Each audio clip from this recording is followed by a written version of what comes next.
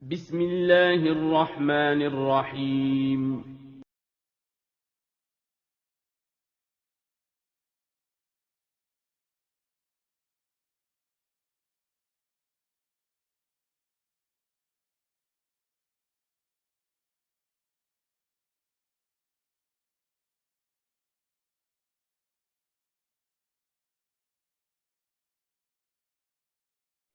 Bismillahirrahmanirrahim. Assalamualaikum warahmatullahi wabarakatuh. Alhamdulillahirabbil alamin. Wassalatu wassalamu ala asrofil anbiya'i wal mursalin wa ala alihi wa ashabihi ajma'in, amma ba'du. Selamat pagi teman-teman. Bagaimana kabarnya hari ini? Ustazah harap teman-teman semua dalam keadaan sehat walafiat dan semoga selalu dalam lindungan Allah Subhanahu wa Ta'ala. Amin. Baiklah, pada hari ini kita akan belajar tematik kelas 4. Nah, untuk itu, sebelum kita belajar, mari kita sama-sama berdoa. Bismillahirrahmanirrahim. Allahumma inni as'aluka ilman nafi'an wa rizqan thayyiban wa amalan mutaqabbala. Alhamdulillah kita sudah berdoa ya. Semoga teman-teman diberi kemudahan dalam menerima materi hari ini. Baik teman-teman, di tematik 4 kita masih di tema 1, membangun indahnya kebersamaan, subtema yang ke-1, keberagaman budaya bangsaku, pada pembelajaran 5 dan 6. Adapun materi yang akan dipelajari yaitu 1. Keragaman Indonesia, 2. Membaca teks tentang suku Makassar, 3. Mengamati kegiatan gotong royong, 4. Warga Bambapuang gotong royong bangun rumah. Nah, baiklah, kita sekarang masuk di materi yang pertama yaitu 1. Keragaman Indonesia. Nah, teman-teman, coba kalian amati perbedaan di antara tetangga-tetangga kalian. Apakah suku dan agama mereka sama? Tentu tidak kan? Pasti berbeda. Contoh, Pak Nasution berasal dari Medan, Pak Wardi dari Jawa, Pak Liem dari Singkawang, dan Pak Asep dari Bandung. Nah, mereka ini berasal dari berbagai suku dan juga agama. Nah, di kota-kota besar biasanya penduduknya dari berbagai suku. Banyak suku bangsa yang pindah ke kota. Mereka datang dari luar daerah atau pulau. Mereka hidup bersama di lingkungan sekitar kalian. Nah, mereka adalah penduduk Indonesia yang baik. Meskipun dari berbagai suku bangsa, mereka hidup rukun sebagai tetangga. Mereka juga bekerja sama dan saling membantu. Itulah bentuk kerukunan antar tetangga yang berasal dari berbagai macam suku bangsa. Nah, di tempat kalian bagaimana? Apakah sama seperti yang Ustazah jelaskan tadi? Nah, insya Allah pasti sama ya. Jadi seperti itu teman-teman. Jika kita hidup bersama tetangga yang berbeda suku, kita harus hidup rukun agar tercipta kehidupan yang harmonis antar tetangga. Nah, sekarang kita masuk ke materi yang kedua yaitu membaca teks tentang suku Makassar. Nah, teman-teman, kalian pasti tahu semua suku itu mempunyai keunikan masing-masing. Sekarang kita akan mengenal salah satu suku yang ada di Indonesia, yaitu suku Makassar. Sekarang mari kita sama-sama membaca teks mengenal suku Makassar. Suku Makassar adalah nama Melayu untuk sebuah etnis yang mendiami pesisir selatan Pulau Sulawesi. Orang-orang dari suku Makassar biasa dipanggil Daeng.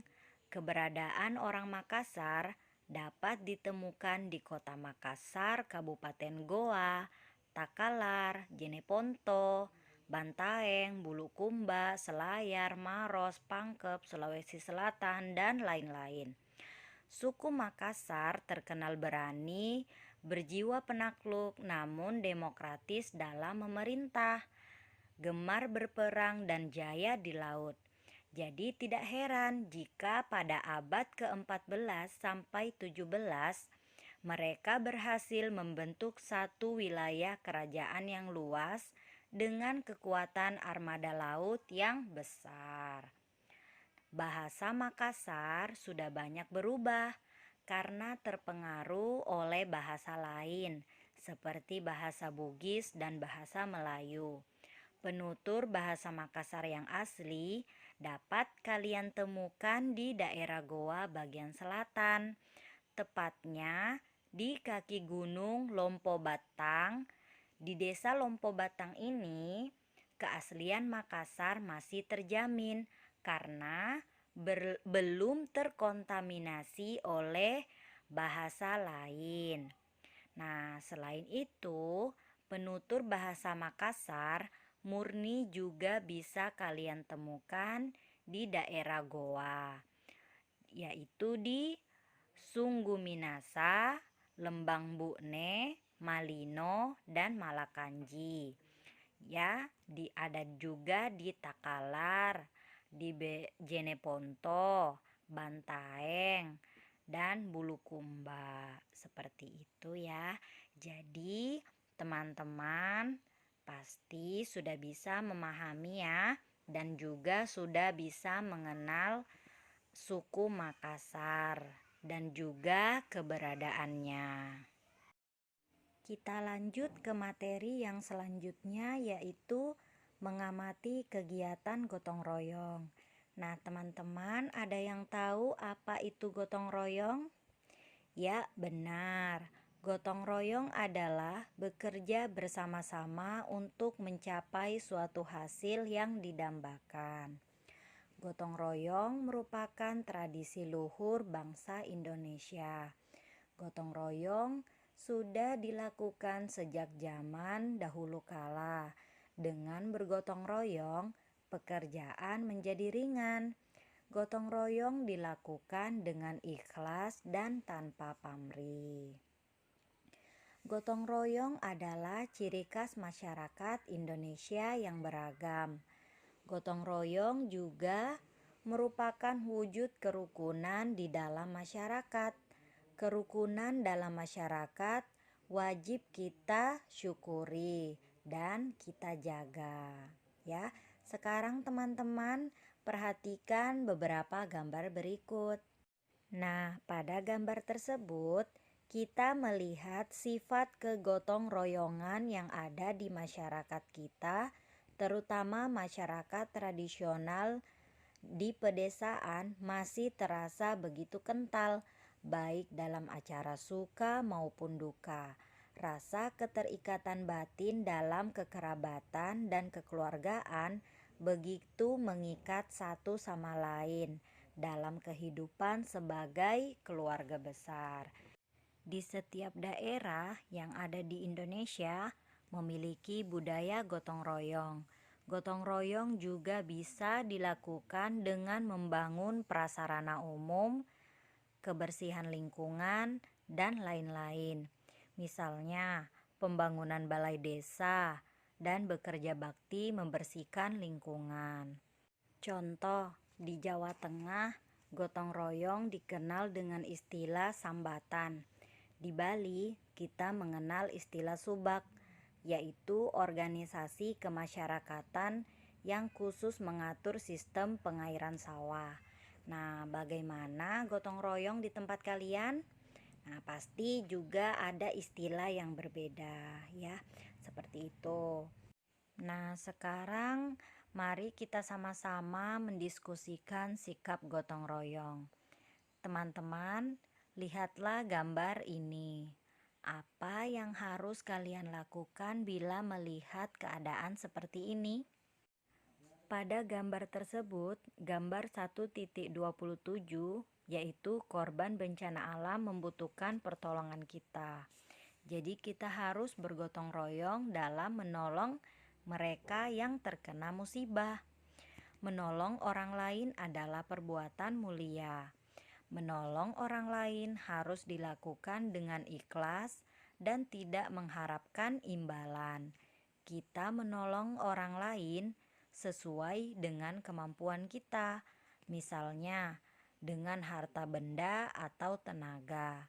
Hal itu bisa dilakukan saat ada terjadi bencana seperti gempa bumi, banjir, tsunami, dan gunung meletus. Saat bencana alam seperti ini, banyak orang yang kehilangan harta benda dan jiwa. Rumah dan harta benda mereka rusak. Mereka terpaksa harus mengungsi. Mereka ini yang sangat membutuhkan pertolongan dari kita.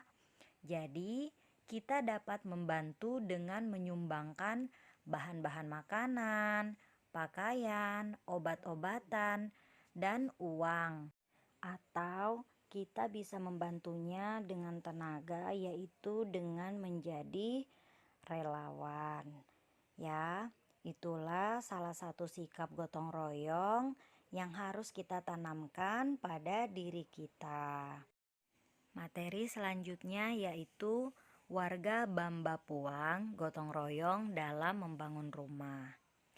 Pada gambar tersebut, kita melihat kepedulian masyarakat Kotu, Desa Bamba Puang, Kecamatan Anggeraja, Kabupaten Nrekang, Sulawesi Selatan, terhadap sesama patut mendapat acungan jempol. Pasalnya, kearifan lokal dengan tolong-menolong dan gotong royong itu masih kental dan terpelihara sampai sekarang. Itu dibuktikan dengan besarnya animo warga setempat untuk bergotong royong mendirikan rumah warga kurang mampu, yaitu Rasni dan Kansa. Untuk diketahui, Rasni dan Kansa baru saja mendapat bantuan total 20 juta untuk bedah rumah mereka yang sudah tidak layak huni. Hari ini kita gotong royong membuatkan rumah warga kami yang tergolong tidak mampu. Kebetulan mereka dapat bantuan dari Basnas Nrekang, kata Kepala Desa Bambang, Abdul Muiz. Ia menjelaskan para warga bekerja dengan ikhlas tanpa meminta upah apapun. Sementara perwakilan Basnas Nrekang yang juga UPZ Desa Bamba Puang, Rahmat, mengaku bangga karena warga desanya yang sangat peduli terhadap sesamanya. Apalagi pelaksanaan bedah rumah Kansa dan Rasni tentu tidak cukup kalau hanya bantuan Basnas. Oleh karena itu, partisipasi dari masyarakat seperti ini sangat dibutuhkan. Terbukti hari ini ada yang menyumbang kayu, tenaga tukang, tenaga buruh, sampai sumbangan makanan secara ikhlas dan gratis, ujarnya. Nah, teman-teman, dari materi ini kalian dapat menyimpulkan bahwa gotong royong harus kita tanamkan pada diri kita, sehingga jika ada pekerjaan atau panggilan untuk bergotong royong, kita harus segera memenuhinya agar pekerjaan tersebut menjadi ringan dan cepat selesai. Nah, alhamdulillah sekian materi hari ini. Dan untuk tugasnya teman-teman silakan kerjakan tabel 1.4 suku bangsa. Teman-teman silahkan mencari informasi suku-suku bangsa yang kalian ketahui. Lalu tuliskan di dalam kolom berikut ya. Contohnya nomor 1, nama suku bangsa, suku Alor, daerah Nusa Tenggara Timur. Penjelasan, suku Alor merupakan penduduk asli yang mendiami Pulau Alor. Nah, pada kolom penjelasan ini disebutkan salah satu tarian terkenal dari Alor. Nah, itu teman-teman tidak perlu menjelaskan atau tidak perlu ditulis ya, karena kita tidak belajar tarian ataupun lagu ya. Itu tidak dibolehkan oleh agama kita ya. Jelas ya, teman-teman. Nah, sekian untuk hari ini. Mari kita sama-sama tutup dengan membaca doa kafaratul majelis. Subhanakallahumma wa bihamdika asyhadu alla ilaha illa anta astaghfiruka wa atubu ilaik. Assalamualaikum warahmatullahi wabarakatuh.